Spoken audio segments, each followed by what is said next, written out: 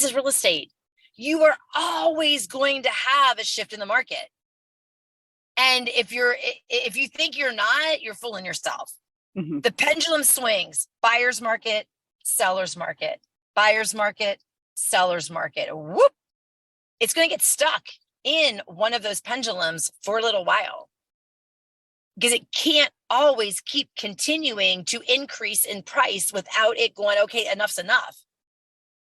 Interest rates change, prices change, buyers can't afford. There's a what word am I looking for? There's a ceiling, right?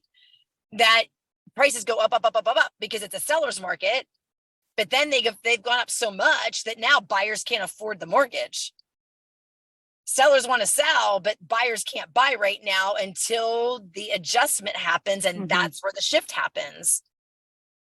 So strategically within your business, you have to know your market and you have to know the struggles that every single person that wants to buy and wants to sell are going through.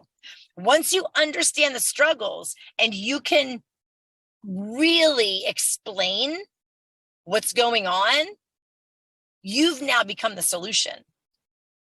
And that's what's going to get you through the shift, because we have to move with the times.